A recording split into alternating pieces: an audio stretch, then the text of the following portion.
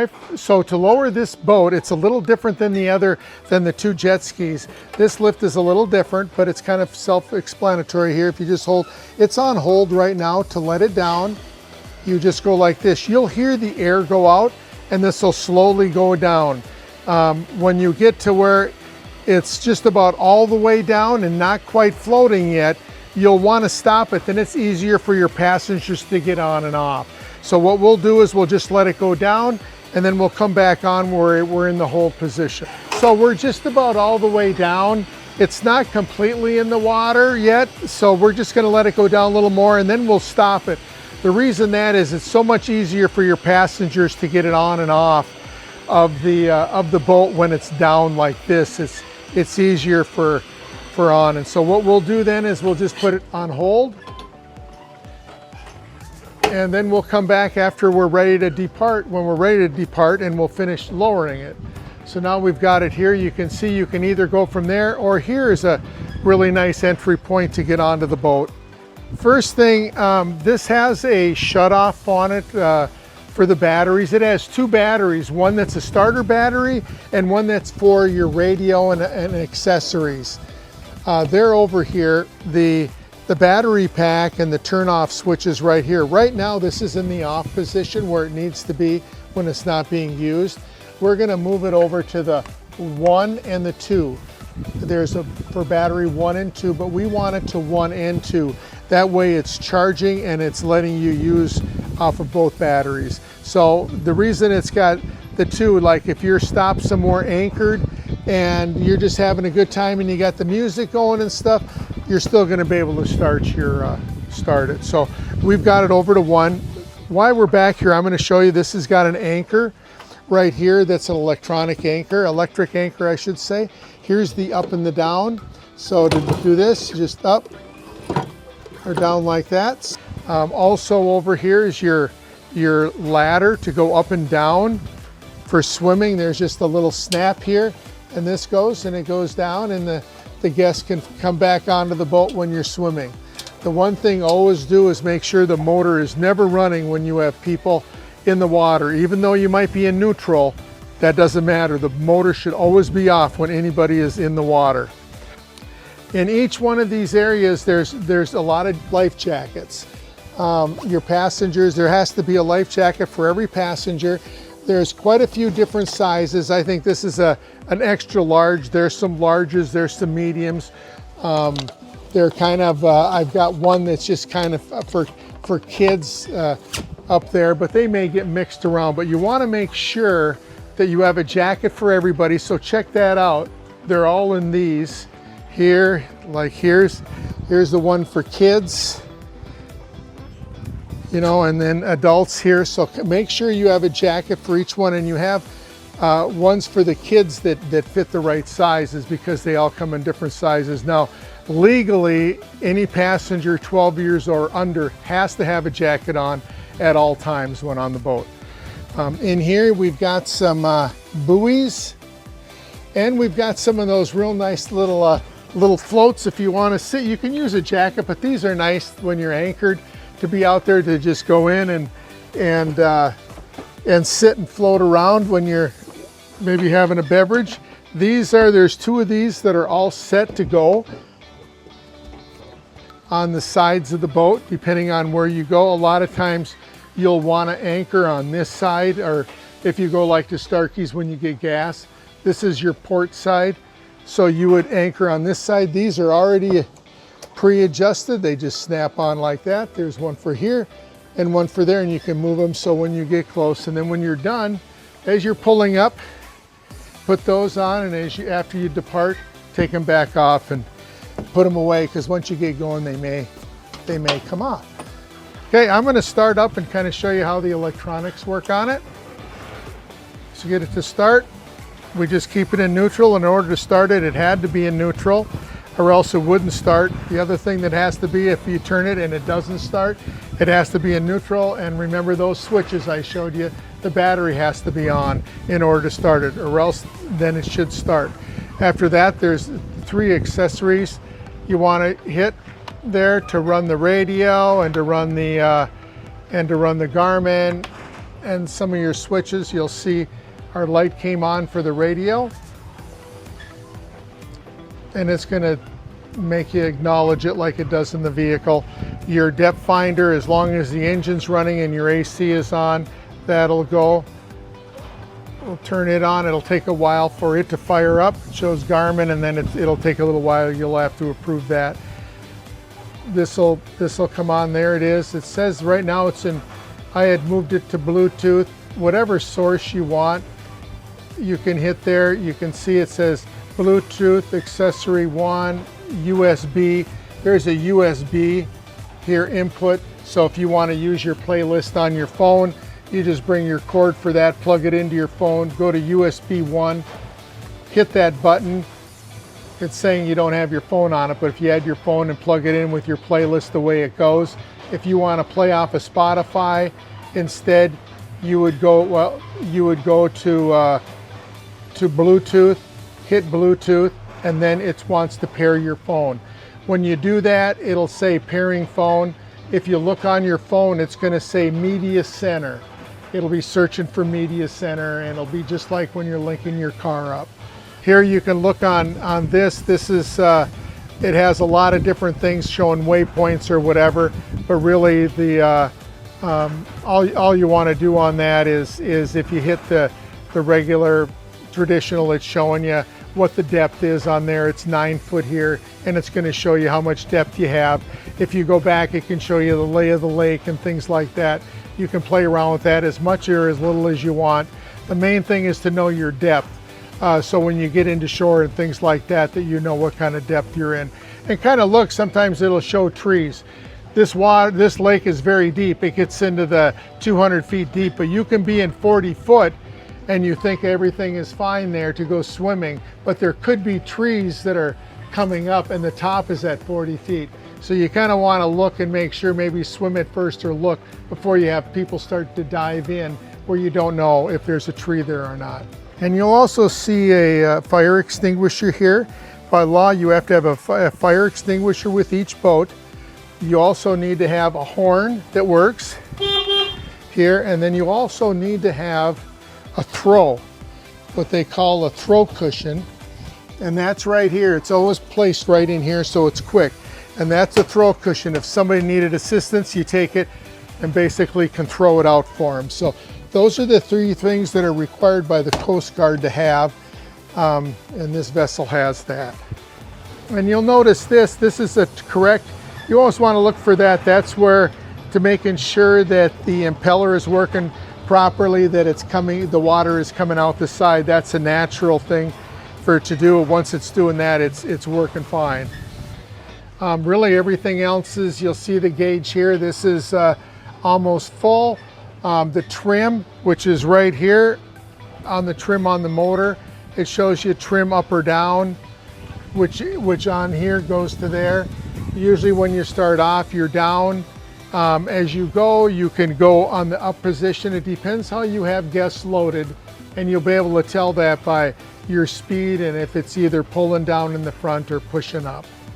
This cover here is on the full open the way it is. You can go half of that or you can go closed. The one thing they have on it, and it's listed here, is don't go over 40 miles an hour with a cover like this, because it could rip that cover or cause problems with that cover. So 30 miles an hour, but I'll tell you, in this heat, usually 30 miles an hour and using the cover, I think, is a wise thing to do. 30 miles an hour is still going, considering when you're pulling a tuber, you're maybe going 20, 22, or a skier maybe, I don't know, 25 at the most. So 30 miles an hour is still a good speed to go.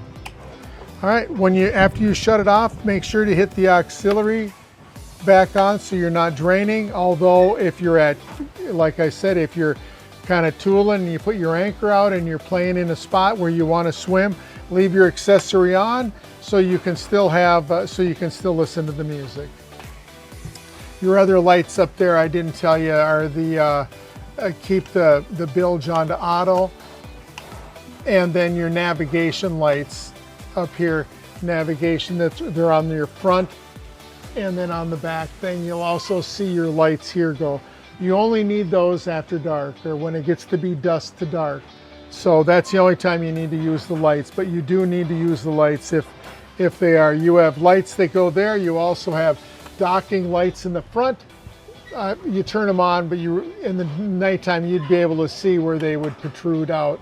And then you've got some lights under here. So it's pretty nice for sure. All right, now that our guests are all in, we've got our coolers in, everybody's got jackets, and the little ones have their jackets on. Let's finish deploying this. So we're just gonna go down the rest of the way. I still have the ropes on, and I always try to leave the ropes on until I know it's all completely deployed and I'm ready to go. So I'll actually get back on it after I'm on, I'll start it, then I'm gonna come in and loosen, take the ropes off of it. The ropes stay on the dock here, so when you get done and you come back in, you can put them back on and don't have to retie it every time. While we have a minute, let me show you here. If you're taking a tuber out, this is where you want to fasten it, right to the top up here. Or not necessarily a tube, maybe it's water skiing, whatever. It just comes around and goes like that. That's all that's to it to fasten that up. That's the proper spot to do it. So I showed you how to hook that up. If you are going to be using the tube, take it off, and it's tied here because whatever isn't tied up to the dock, when a wind comes, you're going to lose. So tie it up, move it over to here, put it, I won't move it all the way over, but put it right in between here so it's kind of nestled in. Take this and tie it up there so that when you're going down the lake, because you might want to not start here, you might want to go to a nice quiet cove. Usually that's the best spot. And then go tubing there. Get away from the dock. Don't start pulling them here unless you go out there a ways. Don't start right from here. Tie it up here, get set, get out on the lake where you're gonna go, and then stop the motor, throw the tube out, get the rope all out, get the kiddos on it, and then go. So anyway, take this, tie it up to hold it as you're going down the lake. You got to be careful of the tube, the rope, because that rope will get caught up in the propeller and in the motor. So you want to be careful of that. All right, we are now floating. You can kind of see now there's still a little bit of air coming out. It'll stop here in a little bit, but we are floating. Okay, so I've got the motor running now. We see that the motor is discharging some water. I am now gonna undo where we had it to the dock.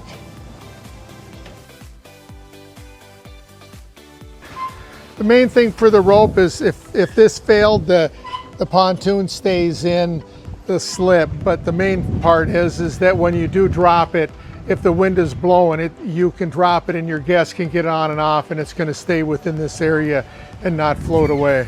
Now what I'm gonna do is back it out to kind of show you the only way to really do this is to back and turn and go back out this way. You don't want to try to turn here and get into those rocks and go like that. You want to turn around and then go back. Make sure everybody is seated, because if you hit or do a sudden stop,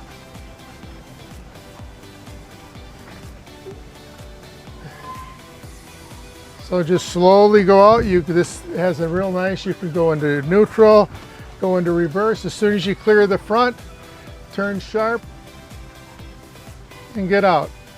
You can see today the wind is blowing in, but it's really not. As long as you just stay in control and come around like that, you're good to go. We're gonna land on the dock here because maybe it's easier to get guests on and off here. Or you just wanna keep it here for a little while. I'm gonna get these out. Maybe have your first mate get these out for you. But I'm gonna go on the port side and put this on, these two on, and we're gonna land on this side. Now I've got rope here that I'll show you for tying up, but for now we're just gonna go up here to the dock and dock. And you could dock anywhere along in here. You could dock on this side of the ladder, but then you have to fight that railing.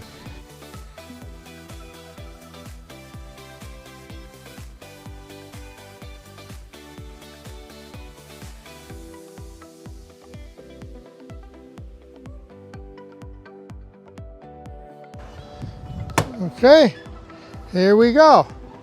So then with the ropes, what I would do is just take them out. I've got them in that holder there. I'll show you when we stop, and we just tie up to here, tie up to that side, and tie up to the back. And it might be a lot easier for your guests to get in and out of the boat from here in the cooler. Depends on how wavy it is, but this is certainly a good way to do it. After you get back on, and do the same thing at Starkey's. If you get gas or you're over there getting pizza, is use the bumpers, then go in and have the rope for them. And they have ropes there, and they have at the gas pumps, they've got some nice young lads that'll help you dock and will help tie you up and fill you up. Once you get away, before you're ready to go, have your first mate help you pull these off, and away you go. All right, now we're gonna go put her back away. I'm coming in here, I'm taking kind of a wide turn. Please make sure you'll have some guests that'll maybe want to try to help and to catch it. You are not going to catch and slow this thing down. So just please have everybody sit. If you run into the dock, you run into the dock, you know, then that'll be a different thing, but you can't fix somebody's body as easy as this boat can be fixed. So have people stay, you know, sit down. They aren't going to be able to stop it. Just kind of come down, I watch this corner over here because it's the corner I can see. Try to get the nose in. There we go. Once I get in, the lift has guides on it. It guides me to just slowly go in.